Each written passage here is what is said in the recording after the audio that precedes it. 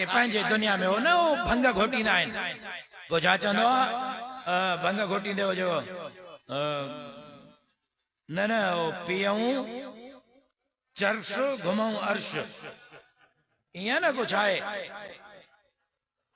ईअं चवंदा आहिनि न पियऊं चर्स घुमऊं अर्श। इहो मज़ाक जो जुमिलो न अथव, इहा मनसूबा बंदी आहे। हिननि खे चर्स पियारो, अर्श घुमायो, हे पंहिंजे दुनिया में गुम, असां पंहिंजे दुनिया में मुल्क खे भींग कंदा वरतऊं। हिननि खे ख़बर ई न पए ख़त्म नबूवत जे कानून ते बि धाड़ो, मस्जिद ते बि धाड़ो, मदरसे ते बि धाड़ो, ॾाढ़ीअ ते बि धाड़ो, पटके ते बि धाड़ो, अवाम जे हक़नि ते बि धाड़ो, दरियाह जा सौदा, वसीलनि जा सौदा, जज़ीरनि जा सौदा, नौकरियुनि जा सौदा, रोडनि रस्तनि नालनि नालियुनि जा सौदा, मुल्क भींग कयो। हे पंहिंजे नशे में दुत पिया हुजनि, हिननि खे ख़बर ई न हुजे त मुल्क में थिए थो छा थो।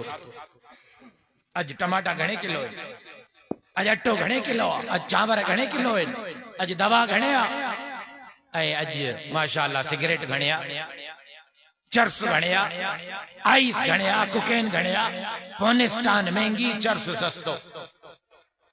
ये आहे या कोन्हे? इहो बॉर्डरनि मां क्रॉस करे, इहे सरहदूं क्रॉस करे शराब, इहो शबाब, इहो चर्स, इहो आइस, इहो कुकेन, इहो सिगरेट तुंहिंजे पुट जे हथनि में कीअं थो पहुचे। पुलिस भी बीठी आहे, रेंजर्स भी बीठी आहे, नार्को टैक्स वारा भी बीठा आहिनि, फौज भी बीठी आहे, इदारा भी बीठा आहिनि, एजेंसियूं भी बीठियूं आहिनि। बडाणीअ ताईं चर्स पहुची थो वञे, बडाणीअ ताईं शराब पहुची थो वञे, बडाणीअ ताईं आइस ऐं कुकेन पहुची थो वञे। कीअं? हे मनसूबा बंदी आहे।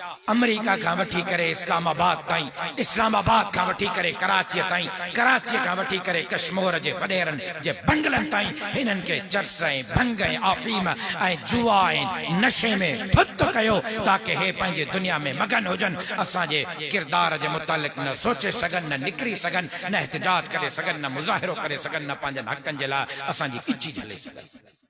एक तरफ मौलवीअ खे गार बणायो, ॻाल्हि सम्झ में आई या न आई? ॿिए तरफ़ तबक़ाती तालीम निज़ाम, टे तरफ़ मंशियात जो कारोबार उरूज ते, चौथे तरफ़ टीवी वीसीआर जे ज़रिए अमड़नि फैन न्याणियुनि खे उन्हनि खे जदीद नाले ते बेहया ऐं बेगैरत बणाइण जी साज़िश, ऐं पोइ नतीजे में छा थो